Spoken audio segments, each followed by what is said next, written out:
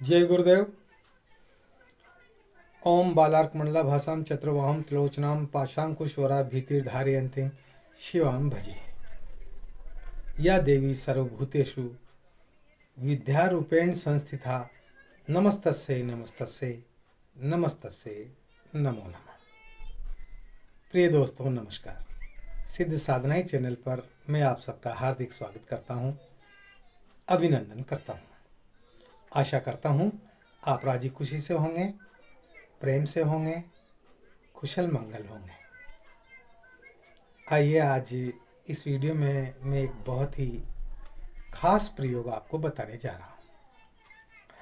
ये प्रयोग भगवान शंकर से संबंधित है। भगवान शंकर, जिनको आदिदेव कहा जाता है, भोलेनाथ कहा जाता है और जिनके अनेक का अनेक नाम हैं,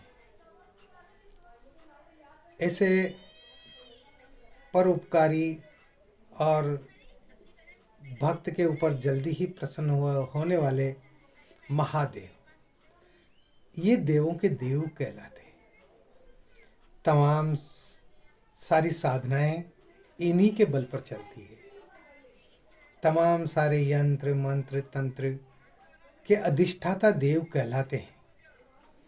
शाबर मंत्रों के रचयिता भी आप ही हैं और ये बहुत ही भोले स्वभाव के हैं। कोई भी इनकी भक्ति किसी भी रूप में करे, ये बहुत जल्दी प्रसन्न हो जाते हैं और अपने भक्तों के दुख दूर करते हैं। तो इनकी ही एक साधना मैं आपको आज इस वीडियो में बताने जा रहा हूँ।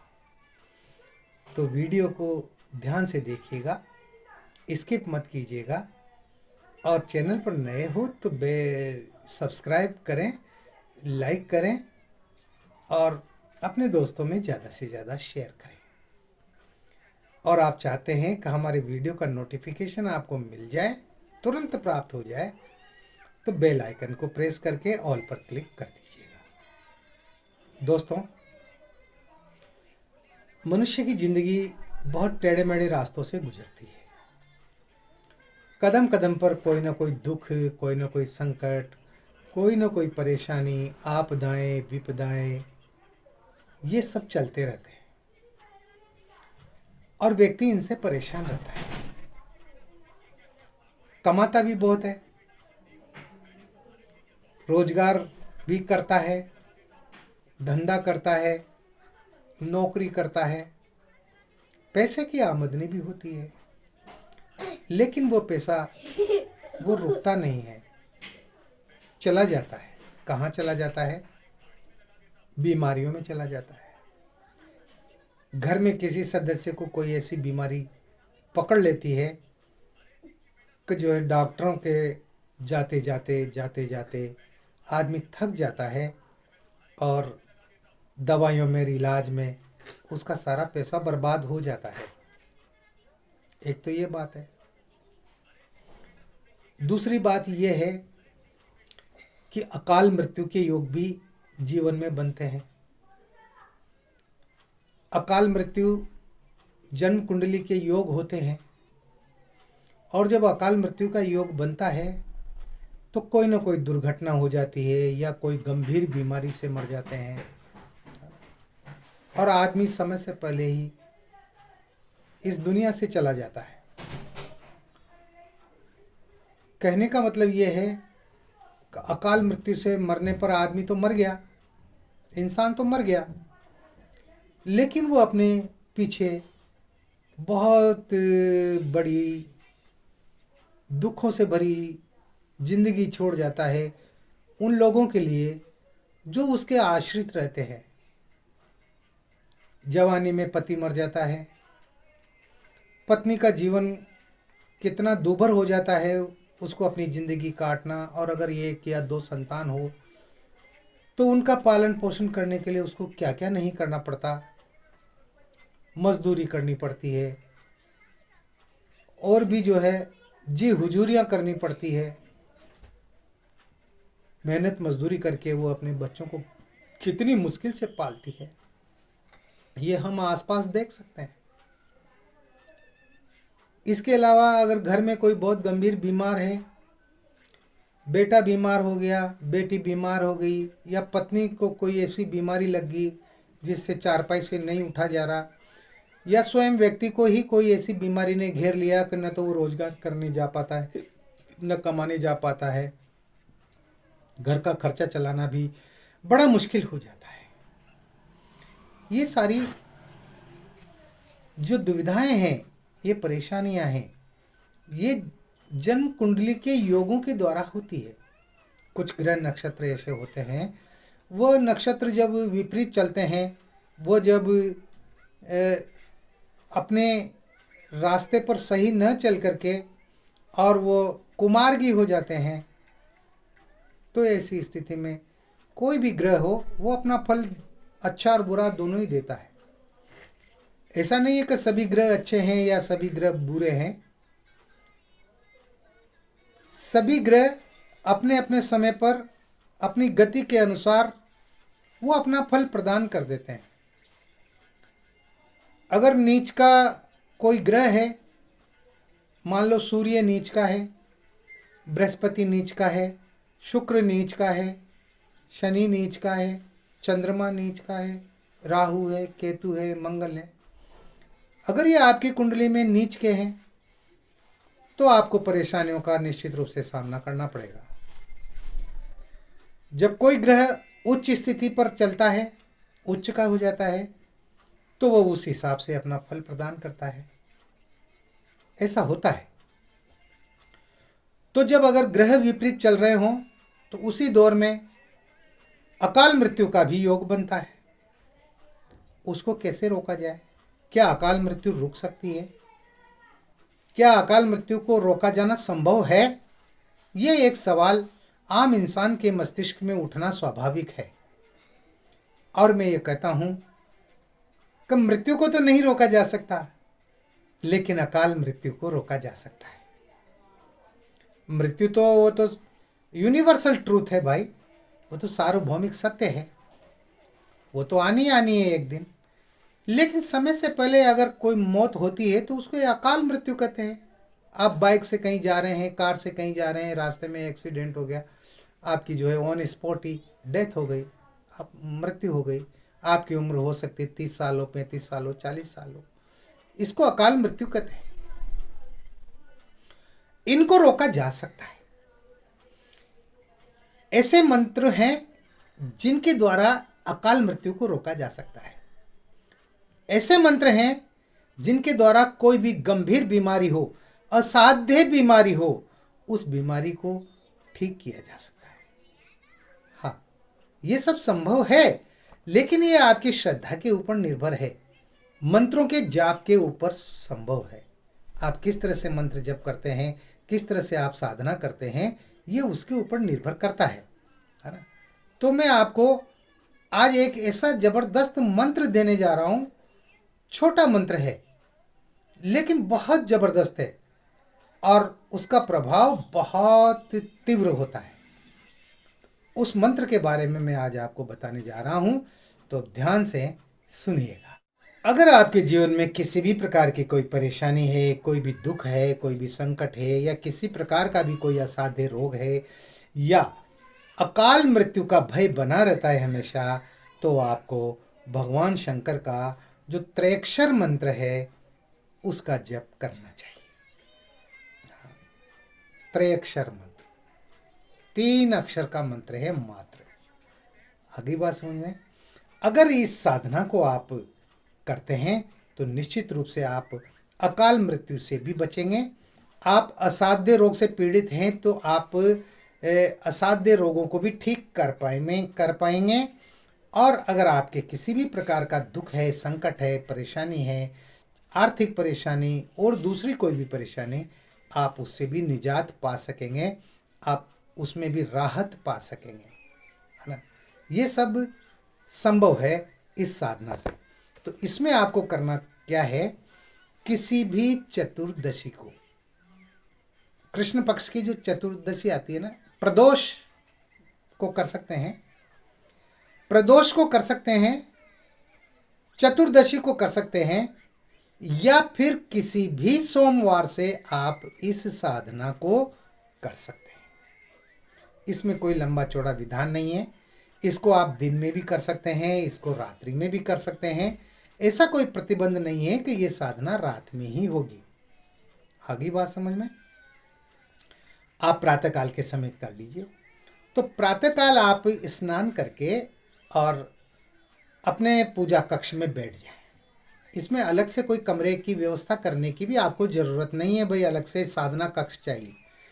जहां आपका पूजा स्थान है मकान में, अपने घर में, वहां पर आप जो है आसन लगा करके और पूर्व दिशा की ओर मुंह करके बैठें।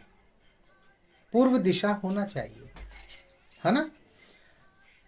और आपके पास में रुद्राक्ष माला होना चाहिए, सिर्फ रुद्राक्ष की माला। भगवान शंकर का चित्र आप अपने सामने रखेंगे, उनकी जो है पंचोपचार पूजन करेंगे, स्नान कराएं, तिलक लगाएं, अक्षत चढ़ाएं, पुष्प चढ़ाएं। अगर आक का फूल मिल जाए तो आक का, मदार का पुष्प चढ़ाएं। धतूरे का पुष्प मिल जाए तो धतूरे का पुष्प चढ़ा दें, है ना, क्योंकि भगवान शंकर को ये बहुत प्रिय है। और धूप दीप अगरबत्ती घी का दीपक जला दें। आपको इसमें कोई संकल्प लेने की भी आवश्यकता नहीं है ना। और अगर लें तो ठीक है, ले भी सकते हैं आप। सुरक्षा घेरा बनाने की आपको आवश्यकता नहीं। अरे जहाँ भगवान शंकर की सेवा कर रहे हो, उनकी आराधना कर रहे हो, वहाँ पर सुरक्षा घेरा, वहाँ पर कौन सी शक्ति आएगी जो आपको डिस्टर्ब कर सकती है? कर ही नहीं सकती। हाँ, है ना। वो तो कालों के महाकाल हैं भाई भगवान शंकर तो, है ना। सुरक्षा घेरा लगाने की आवश्यकता नहीं है। आपको जो है रुद्राक्ष की माला से आपको मंत्र जप करना है। और चाहे तो आप जो है संकल्प ले सकते हैं। आप अपना नाम बोलें, अपने पिताजी का नाम बोलें और अपना गोत्र बोल करके आप बोलें कि हे भगवान, हे शंकर भगवान, मैं आपकी 40 दिन की त्रेक्षर मंत्र की साधना कर रहा हूँ। मुझे और मेरे परिवार को आप अकाल मृत्यु से बचाएं। मेरे परिवार को आप तमाम सारे दुखों से निजात दिलाएं, परेशानियों से छुटकारा दिलाएं। और इसके साथ ही जो है मेरे तमाम जो कार्य हैं वो मेरे कार्य संपन्न हो। इस तरह से जो है आप जो भी आपके मन में जो इच्छा है ना, उस इच्छा को बोल करके आप इस तरह से बोलें और हे प्रभु, इस साधना में आप मेरी सहायता कीजिए, मुझ पर प्रसन्न होइए। संकल्प छोड़ दीजिए, साधारण सा संकल्प है, कोई दिक्कत वाली बात नहीं है ना। उसके बाद में आपको क्या करना है, आपको रुद्राक्ष की माला से ये जो मंत्र मैं बताने जा रहा हूं, 3 अक्षर का मंत्र है। इस 3 अक्षर के मंत्र की आपको जो है माला करनी है। आगे बात समझ में?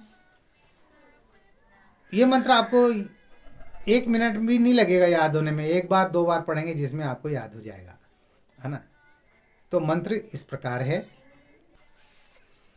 ओम होम जूम सह।